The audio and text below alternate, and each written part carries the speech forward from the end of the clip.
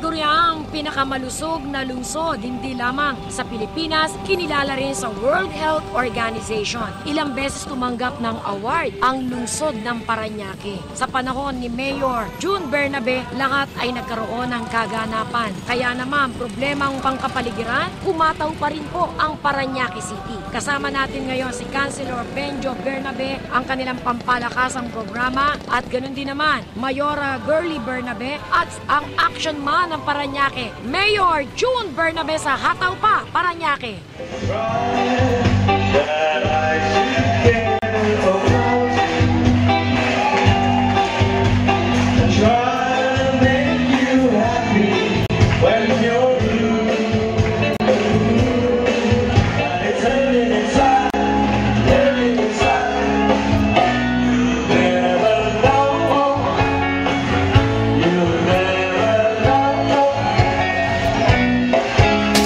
Salamat kay Rose Solangon, sa IBC13, sa kanyang pong programang Gabay at Aksyon, sa pag-cover po ng mga progress reports po natin dito sa lungsod ng Parañaque. Lalo-lalo na po ito latest, yung pagbubukas po ng Sukat, Bikutan stretch ng elevated highway, 3.5 kilometers yan po sa South Luzon Expressway. Sabi nila, by April, bubuksan nila yung Alabang exit. Malaki pong ikaluluwag ng traffic situation yan dito sa southern part of Metro Manila. Yung dumadaan ho dito sa entrance, 17,000 vehicles so yan. Buwat sa Parañaque, Las Piñas, Muntinlupa, even Bacoor or Cavite. Ma-ease up yung traffic pagpila sa entrada. Sila ho na magpapatakbo nito, kami naman ho isuporta lang sa ikabubuti ho ng lahat. Yung mga traffic enforcers, nagpo-provide sila. So meron din naman ho tayo kung kailangan nila. Tumutulong din ho sila doon sa mga rerouting. Papasalamat po kami sa Citra sa pagkakatayo po nito ng skyway na to. 3.5 kilometro ho ito mula sa Bikutan hanggang po dito sa Sukat. Natutuwa kami dahil pinangalanan nila ito na Dr. A. Santos Plaza. Ating number 1 sa puso, 2nd District ng Parañaque City. Ang low profile and very humble, Councilor Benjo Bernabe. Merry Christmas muna and Happy New Year. Merry Christmas po sa lahat ng ating mga kaibigan tiga Parañaque. Of course, sa lahat ng nanonood. Ito pong Silver Games, this is a first for the city and I'm sure this is a first for the country because ngayon po lang tayo magkakaroon ng isang malawakang competition which is ang sector po na ating hinahawakan or i-involve is 40 years and above. Kalimitan po na ginagawa natin mga proyekto is for the youth. Very active po rin ang mga 40. We call this the Parañaque Silver Games. Month-long event. We have swimming, cycling, track and field, basketball, volleyball, indoor sports such as darts, billiards, and chess. But I'm very excited because it's a first for us. For the 6 years that we've been involved with the Youth and Sports Development Office, madami pong excited na mga participants. Sila po yung mga nanay at tatay sa bahay. Sila po yung magdidesisyon kung ano nangyayari sa bahay sa mga anak nila. And these are the people who are involved with the community. Sila rin po ang mga miyembro ng mga asosasyon, mga taxpayers natin. That the companies will be very excited to involve themselves in this event dahil po ito po ang kanilang mga market. And a lot of companies here in Parañaque ay talagang very supportive sa mga proyekto natin dito sa ating lungsod. Ito pong araw na to ay launching pa lang hunton. Those who are interested sa ating tinatawag na Parañaque Silver Games, pag po kayo mag-atibilhing sumama or mag-inquire sa ating Youth and Sports Development Office under Louis Perez, pwede rin po of course sa ating Mayor's Office, sa aking pong opisina, mabigyan namin kayo ng mga detalye para saan makapaghanda rin kayo. And then malaman din natin kung paano ho kayo makapag-participate dun sa inyong barangay. Mas maaga pa lang po ay pabigyan na po kayo ng mga detalye. Hataw pa, Parañaque! All the people behind this activity are all residents of Parañaque, raised here, lived most of our lives here. So we know the city very well and we love the city because silver is valuable. I think it's going to have a great impact on the citizenry of Parañaque. If you're good in sports, if you practice sports, it teaches you a lot of positive things. And I think that's what Councilor Benjo really recognized with this particular project. Very positive. And Parañaque will be the first. Mayor June Bernabe, kami po ay talagang nagpapasalamat through Councilor Benjo. Of course, their whole family is really behind this project all the way at nagpapasalamat po kami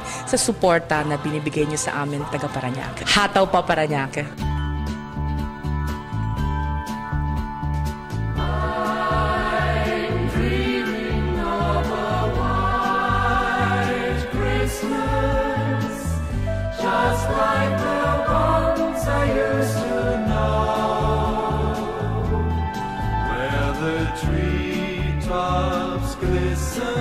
Mga kaibigan, natapos na po yung ilang mga gift giving dito sa Parañaque City. At alam nyo ba, isa sa mga nag-organize dyan, ang may bahay po ni Mayor June Bernabe, si Mayora Gurley. She's wearing white, terno po, white Christmas ba, ma'am? White na white, parang lahat masaya. Sa aming mga kababayan, lalo't sa mga mission areas, sana po nagustuhan nyo ho ang pamaskong handog ni Mayor. Sinikap ho namin ngayon na talagang lahat ho ng mga bahayan, mabigyan ho kahit tigit-tig isang support. Last week, cover po natin yung urban planting. Ginawa ho namin doon, in-encourage ho namin yung mga sa mission areas na magtanim ho sila. Nung nakaani ho sila, binenta din ho. Dapat ho, malinis din ang kapaligiran. So, binigyan ko rin ho sila ng cash prize para may dagdag na incentive. Kaya tuwan-tuwa ho sila. Sa mga taga-Parañaque, makiugnay ho kayo dito sa opisina dahil ongoing ho parati yung mga project na yon para ho lahat ng mga tao, lalo't sa mission areas, makapagtanim ho kayo, kikita pa kayo, may premyo pa kayo. Merry Christmas ho sa mga taga-Parañaque, sa buong Pilipinas ho. Sana ho, lahat tayo sumaya ho sa konting alay ni Mayor Bernabe. Hataw pa Parañaque! Ito po si Mayor June Bernabe ng lungsod ng Parañaque. Sasabi po sa inyong lahat na